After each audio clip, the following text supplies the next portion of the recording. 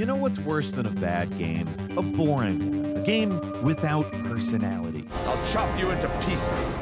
A game that it doesn't really seem like it's trying to do something. Like, the gaming industry is full of ambitious failures and charming messes, but we are not going to talk about those. Hi folks, it's Falcon, and today on GameRanx, 10 games that are creatively bankrupt. Starting this one off with the Callisto Protocol. So, calling something creatively bankrupt isn't quite as simple as it sounds. What we're talking about shouldn't really be a ripoff or a con job. Like, ideally, it shouldn't be made to deceive. Also, they don't necessarily have to be terrible games, just bereft of ideas. The reason we popped Callisto Protocol at number 10, because, well, it's not terrible. It's not exactly good, but it's also not just some lazy game mill knockoff game of some kind. This was a legitimate attempt to start a new franchise. It didn't work, of course, for a variety of reasons, but the biggest is probably the lack of fresh ideas. The Callisto Protocol is a spiritual successor to Dead Space, but in comparison to that game, it's extremely lacking in both game mechanics and ideas.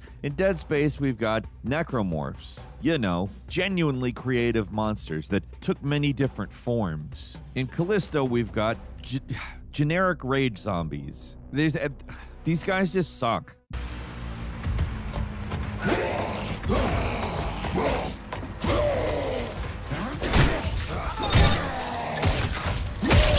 They're not scary, and they don't bring anything new to the table. The setting's a big bore, too. You spend the whole game stuck in the most generic sci-fi prison imaginable. Now, the game teases more interesting environments in the beginning with this neon city street that's been overrun, but you don't go there. There's just no hook to keep players excited. It's just flat and bland.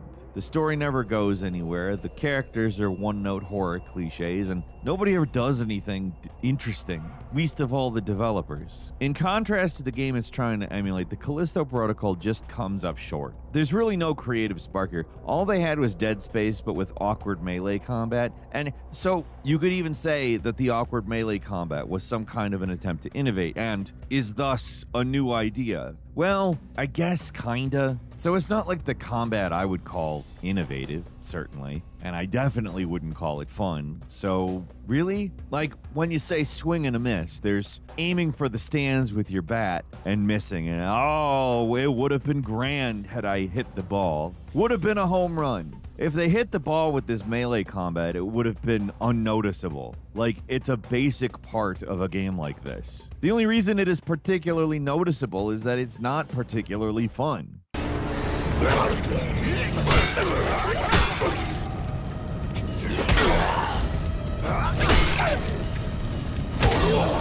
Another noticeable thing is how few people watch these videos and are subscribed. Now, we're not saying we don't have a bunch of subscribers, we do, and we really appreciate it, but compared to the amount of people that watch these videos versus the amount of people that are subscribed, the math doesn't math, guys. So, we're gonna ask that you click subscribe. I don't want to take up a bunch of your time, but it helps us out a ton, and we hope it helps you see some stuff you want to see. Thanks for clicking subscribe, and thanks for sticking with us here at GameRanx. Let's move on. At number 9 is Lords of the Fallen. In some ways, you could call Souls-likes pretty creatively bankrupt. I mean, they stick really closely to the established formula from. Yeah, that's right, I'm not afraid of saying the word from twice in a row. But the point I'm making is sometimes it can get hard to tell these things apart. There's so many oddball design decisions in From's games that no sane developer would come to on their own, but for some reason they're in all of these games. It's the only explanation why so many games use this exact same weapon damage scaling system from the Souls games. It is needlessly complicated, it's extremely confusingly presented for first-time players, but every one of these games uses it. You do get games that are trying to mix things up with sci-fi Dark Souls or anime Dark Souls, but they usually stick pretty close to the dark fantasy post-apocalyptic misery worlds that From just does with mastery. These games do usually bring something new to the table, and to its credit, Lords of the Fallen at least has this alternate world mechanic where you can shift into the world of the dead.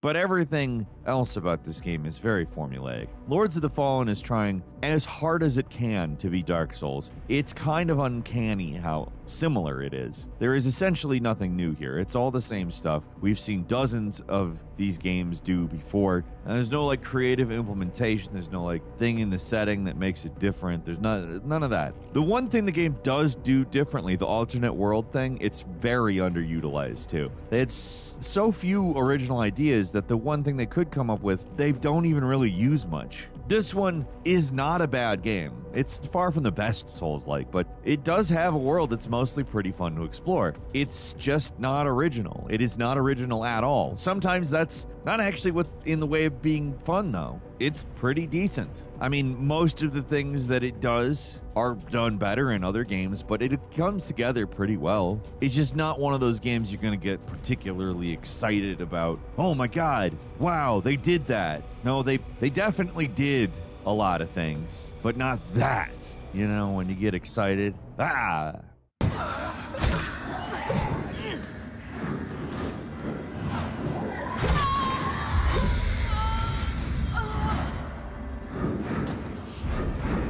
And number 8 is Mass Effect Andromeda. It might sound strange to call a sequel creatively bankrupt because by their nature, they're going to be reusing elements from previous games. But the difference here is that Andromeda was given a golden opportunity to be a fresh start for the series. If you remember, Mass Effect had a pretty controversial ending, and this game could have introduced an exciting new future, new stories, and an entirely new part of the universe. In all seriousness, the basic idea had a ton of promise that you and all the other main races from the trilogy escaped the events of the trilogy to the Andromeda galaxy. Literally anything could happen. There could be entire new civilizations to encounter, new alien races, a whole new political situation to deal with. The original Mass Effect game did a great job setting up the history of a united galaxy, and this could have done exactly that. This was more of a frontier version, but I mean, that's interesting. Or could be interesting, because it's not. There are 2 new alien races. They are both stupid and boring looking, and just boring in general.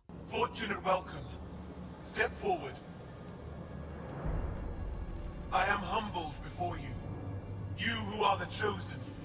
Chosen by the Archon. Spoilers also, they're also the same race somehow. So it's really just one new alien that nobody cares about. All the classic races like the Asari and the Krogan and the Turians are here. And instead of coming up with new conflicts that remix what we know about these aliens and their cultures, they just have the same old stories from the first trilogy of games. To some extent, I mean, I get it. Like, those things weren't just resolved by them escaping the original galaxy, but the circumstances are very different for what these people are living through than what they were living through as the Reapers were about to destroy everything. There was so much potential for new things, and absolutely none of it was capitalized on. It's just the same old stuff as the original games with diminishing returns. Severely diminishing returns. The open world gameplay they introduced is dull and formulaic.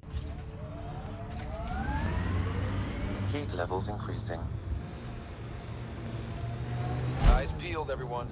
Don't worry, I'm not blinking. As a creative enterprise, Andromeda is just a failure. It was meant to be the next trilogy, but nobody cared, and that's why the next game in the series is called Mass Effect 4 and is a proper follow-up to the ending of that game. It sucks because, honestly, I really wanted Mass Effect Andromeda to work. It's cool what it should be. It's just not. They couldn't bring themselves to think more than 20 minutes into what this was supposed to be.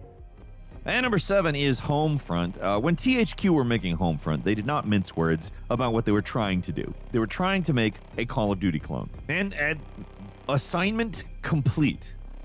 Like, they got it. They did it. Look at it. Is this the Pripyat level from Modern Warfare, or is it any random level in Homefront? Outside of the goofy premise of North Korea somehow invading and taking over the entire continental United States, this is just a Call of Duty clone. It's worse in every possible way. The mission design is not good. It's dull. NPCs are just constantly barking orders. They're not very responsive. The shooting is quite weak.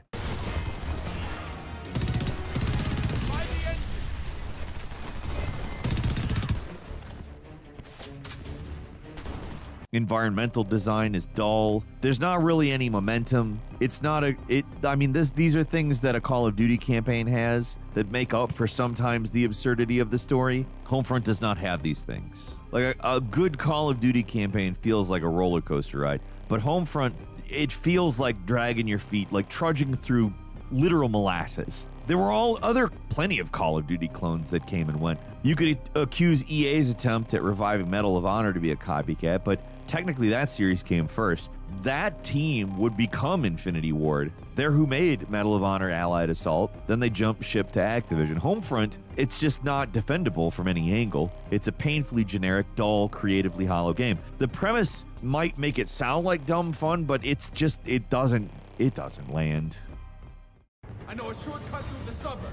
We need to get out of sight before this blows over. Enemies by the bus. Get cover. I'm reloading.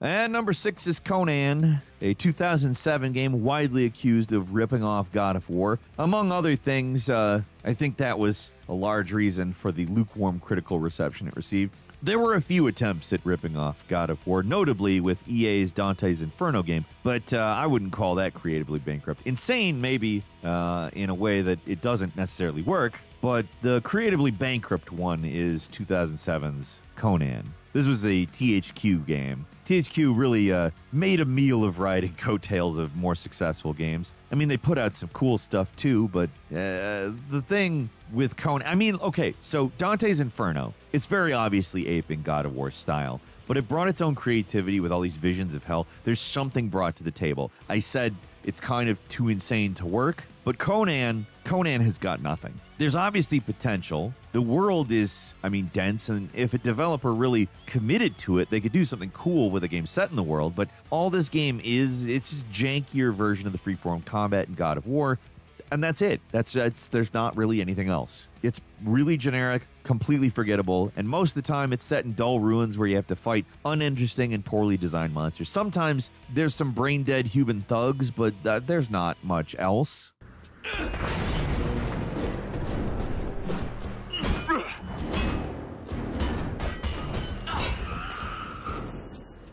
Everything else comes right out of the God of War playbook, including something as basic as opening a chest. Why do you have to mash the button to open a chest in Conan? Well, because Kratos does. If it at least had some cool environments and a fun story, I mean, some of this would have been fine. Not necessarily good, but fine. But there isn't that stuff. And number 5 is Rue Valley. Am I playing Disco Elysium? No, I am not. It's something else called Rue Valley, a game that recently released on Steam. Sounds like it could have an interesting premise, but it's squandered by how much it borrows from the 2019 indie hit. From the perspective, to the UI, to the way the game incorporates RPG stats and skill checks into things, it's pretty obvious this game is heavily inspired by Disco Elysium. The problem is, that game actually felt like an RPG, while this game feels like the RPG mechanics are just smoke and mirrors. There's barely any actual choices to make, and when you do, you tend to get an outcome that's, I mean, it's slightly different flavor text, you know? If they wanted to go down that route, why do they try to copy Disco so extensively when they could have just made a standard adventure game? Maybe it was a lack of imagination, maybe a lack of time or funding. Don't know, but in the end, this just feels like a shallow imitation more than anything else. Disco just had such a unique and idiosyncratic style to it. There's no reason why something needs to look exactly the same as that. I don't think dialogue needs to appear in these vertical black boxes, but they do it here because Disco did. Even the game's premise has been done to this time loop story. I mean, it could have been fertile ground to expand on the RPG mechanics, but it's also linear, and the time loop aspect, it really barely matters from a game design perspective. It's just a story thing and nothing else, which feels like a missed opportunity. There's potential for another game to take some of the ideas of Disco Elysium, expand on them, and do something different, but this game is not doing that. It just borrows all the aesthetics while having none of the depth.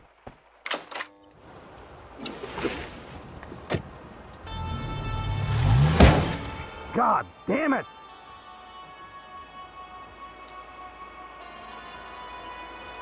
Come on, start, you piece of...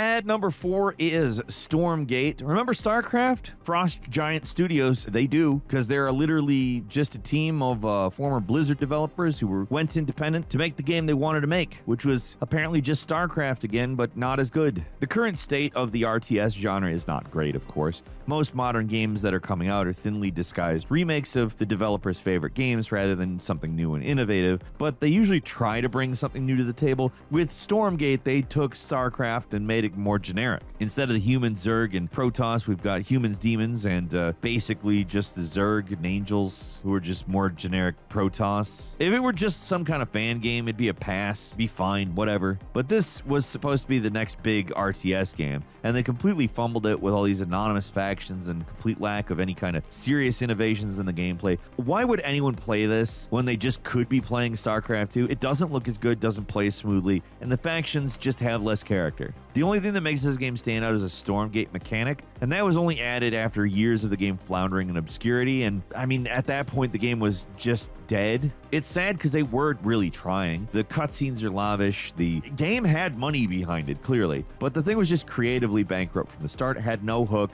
nothing new or interesting to make it stand out, so to the surprise of no one, it failed.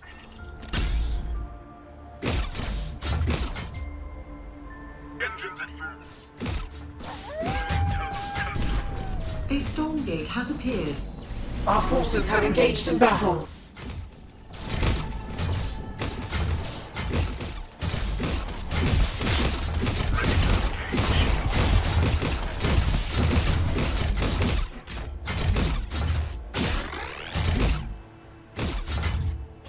Moving on to number 3, it's Cold Fear, Resident Evil 4, but on a boat. It's got a third-person camera, parasites who infect people and burst out of their heads, even a protagonist that looks like great value Leon S. Kennedy. The game has one relatively novel concept. It has a grab button that you need to press in order to keep from getting swept off the boat when you're on deck. But even that mechanic is underutilized. Most of the game isn't even set on a boat. You pretty quickly get onto an oil rig where there's barely any outdoor environments at all, so the entire mechanic's quickly forgotten about. The shooting, nowhere nearly as good as any Resident Evil game at all. The monster design is generic, it's just not memorable. It's not a terrible game, but it is absolutely a creatively bankrupt game. It's just trying to ape Resident Evil 4 without understanding what made that game feel so good to play.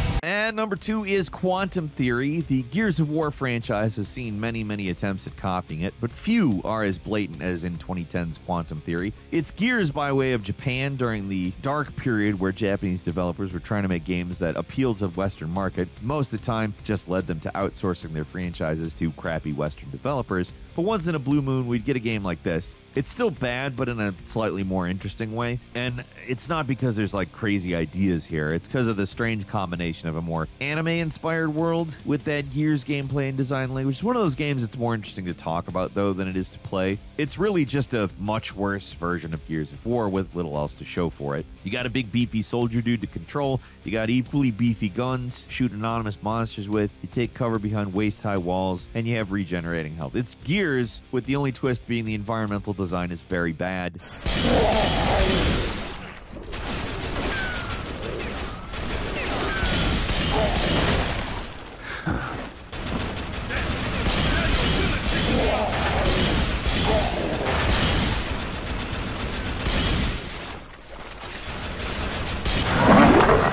The story is incomprehensible, and the game it's just worse. There is a unique idea here. You have a tiny companion you can throw at people. It's mostly pointless, but, I mean, you could call it an innovation if you wanted to. Warlock could be hiding anywhere.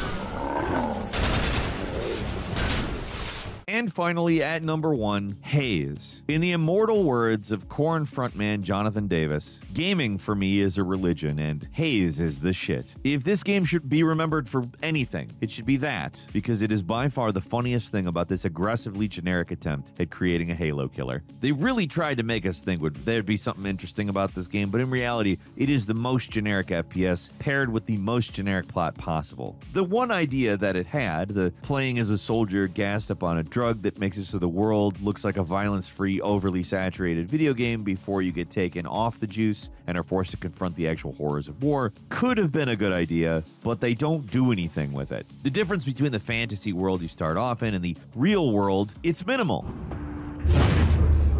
Please report your commanding officer for assistance.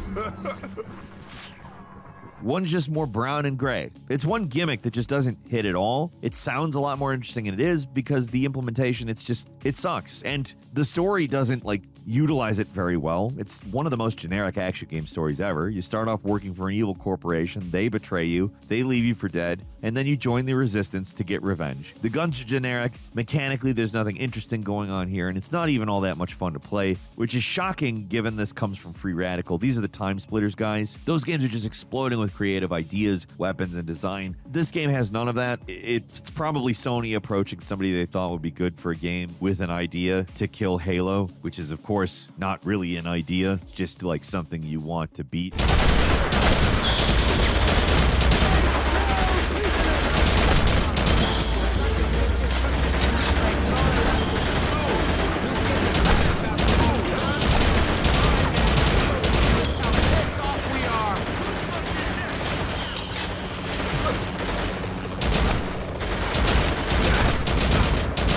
But yeah, what do you think? Leave us a comment, let us know. If you like this video, click like. If you're not subscribed, now's a great time to do so. We upload brand new videos every day of the week. Best way to see them first is, of course, a subscription. So click subscribe. Don't forget to enable notifications. And as always, we thank you very much for watching this video. I'm Falcon, and we'll see you next time right here on GameRanx.